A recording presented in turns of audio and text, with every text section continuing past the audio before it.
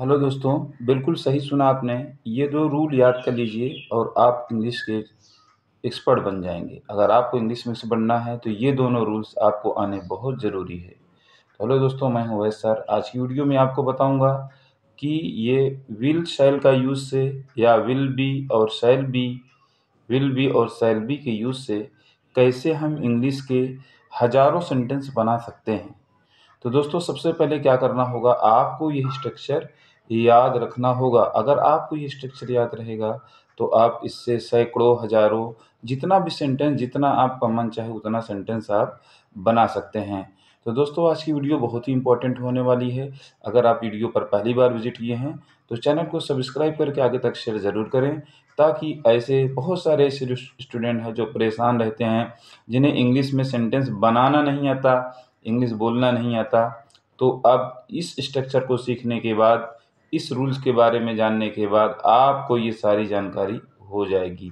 तो चलिए दोस्तों, बात कर लेते हैं कि ये हमारा रूल नंबर 1 क्या है और रूल नंबर 2 क्या है। इसके बारे में थोड़ा-सा डिटेल से हम जानेंगे। जब तक हम इसके बारे में डिटेल से नहीं जानेंगे, तब तक हम आगे कुछ नहीं कर पाएँगे। तो सबसे पहले दोस्तों क्या करना होता है हमको, सबसे पहले कोई भी चीज़ सब्जेक्ट हमें सिलेक्ट करना होता है। सब्जेक्ट, सब्जेक्ट के बाद हमको फ्यूचर टेंस में, अगर हम फ्यूचर की बात करते हैं तो फ्यूचर टेंस में विल हो गया आपका, और अगला ये जो है शैल हो गया। तो अब चलिए आपको एक इम्पॉर्टेंट जानकारी मैं दे देता हूँ। आप ये सोच रहे होंगे सर, ये विल या फिर शैल कहाँ पर यूज होगा? तो आपको मैं बता दूँ, विल का प्रयोग जो होता है आई भी को छोड़ाकर, यानी फर्स्ट पर्सन जो होता है उसको छोड़ाकर जितना भी आता है उसके साथ हम विल लगाते हैं। और अगर हमारा फर्स्ट पर्सन है, जैसे मान लीजिए कि आई और वी आया हुआ है, तो वहाँ पर हम जो है शैल का यूज़ करते हैं। ये रूल आप इसको जान लें, ताकि बिना इस रूल के जाने हुए आप इसको नहीं कर सकते, ठीक है? तो इस रूल के बारे में जानना बहुत ज़रूरी है, ठीक? तो फिर उसके बाद आपको क्या करना है, वी वन मतलब होता है वर्ब की फर्स्ट फॉर्म लेना है, और फिर उसके बाद आपको ऑब्जेक्ट रखना होगा। सपोज दैट मैंने इस पर एक सेंटेंस बनाया, जैसे मैंने ये बनाया कि वह कॉलेज जाएगा। अब आपको यही ट्रांसलेट करना है या फिर इसे इंग्लिश में बोलना है, तो कैसे बोलेंगे? तो सबसे पहले क्या करना है, कॉलेज कौन जा रहा है? वह जा रहा है। तो वह क्या हो गया, हमारा सब्जेक्ट हो गया। तो यहाँ पर हम ही लिख देंगे। क्या लिख देंगे? ही। ध्यान ये रहना चाहिए, ही के बाद हमको विल ही लेना होगा, क्योंकि जब ना आई और वी आ रहा है तो हमको ही के साथ विल लगाना होगा। तो ही के साथ विल हमने लगा दिया, ही विल। ओके, इतना तो आपको समझ में आ गया होगा। हमने ऑब्लिक का मतलब है कि विल या शैल में से कोई एक सिलेक्ट करना है। दोनों आप सिलेक्ट करेंगे तो गलत हो जाएगा। कोई एक सिलेक्ट करना है, ठीक? तो आपने सिलेक्ट कर लिया। फिर वी1 क्या है, वी1 के बारे में बात करते हैं। वी1 का मतलब होता है वर्ब की फर्स्ट फॉर्म। अब जैसे यहाँ पर देखो, लिखा क्या हुआ है, जाएगा, यही लिखा है ना। तो जाने की इंग्लिश क्या होती है, गो। तो यहाँ हमने गो लिख दिया, ही विल गो। वह जाएगा। अब वो कहाँ जाएगा? आप देख रहे हैं यहाँ पर कॉलेज जाएगा।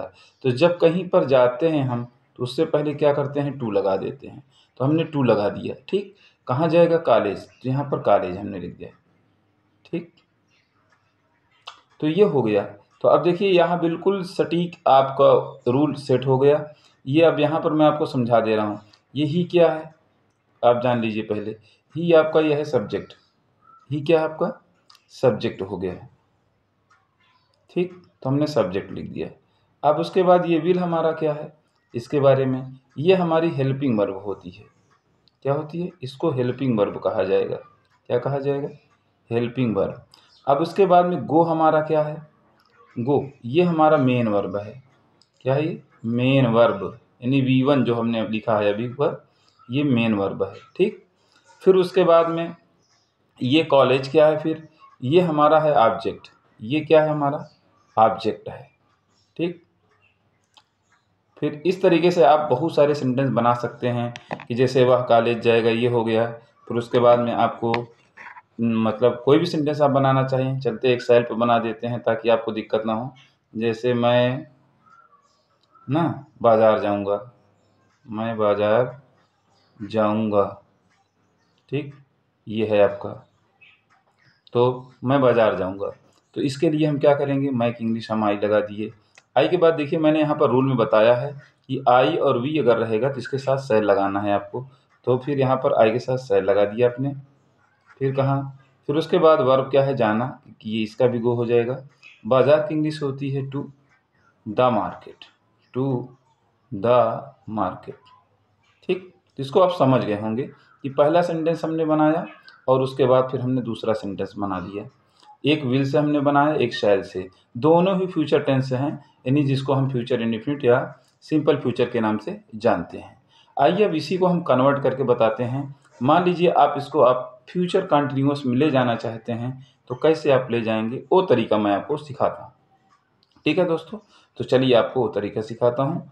आ जाए रूल नंबर 2 पर। ठीक है, रूल नंबर 2 पे जब हम आते हैं तो यहाँ ये देखते हैं क्या, कि सबसे पहले इसके रूल के बारे में जानने की कोशिश करते हैं।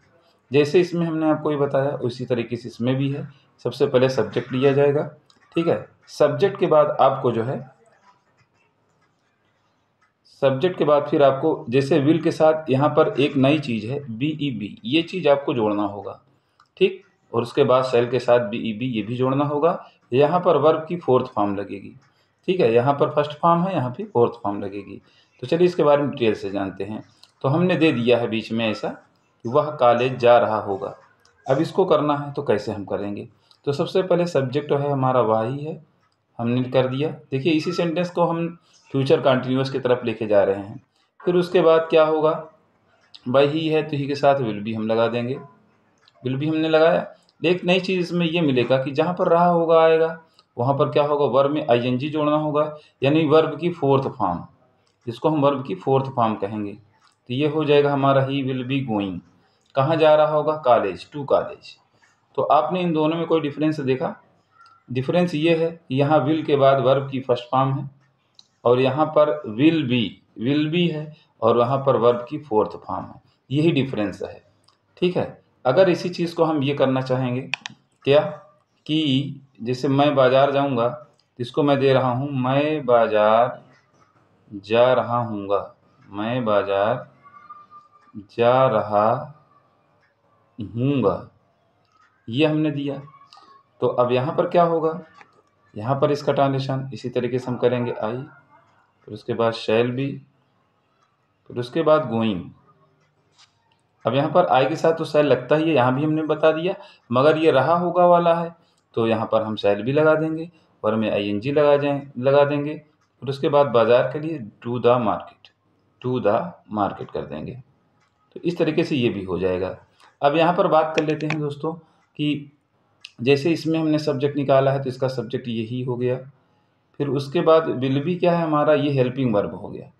ये क्या हो गया, ये हमारा हेल्पिंग वर्ब हो गया। ठीक है, हेल्पिंग वर्ब जानते हैं ना, जो वर्ब ऐसे होते हैं जो हेल्प का काम करते हैं उनको हेल्पिंग वर्ब कहा जाता है। अब जैसे यहाँ गो है, वर्ब की फोर्थ फॉर्म तो ज़रूर है लेकिन ये हमारी मेन वर्ब है, इसको हम V4 भी कह सकते हैं या मेन वर्ब की फोर्थ फॉर्म। ओके, फिर उसके बाद जो है ये जो टू कॉलेज है ये हमारा ऑब्जेक्ट हो गया।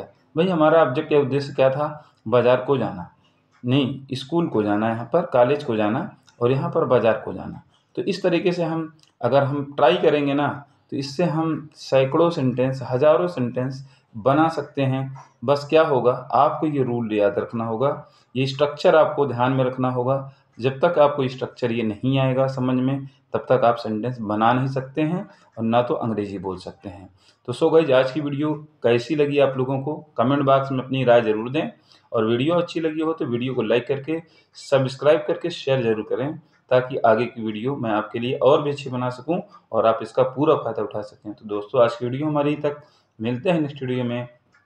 तब तक के लिए वीडियो को पूरी से अच्छे से वॉच करें और अपनी पूरी जानकारी आगे तक बढ़ाएं और आप बहुत आगे प्रोग्रेस करें। थैंक यू सो मच, मिलते हैं नेक्स्ट वीडियो में दोस्तों। ओके।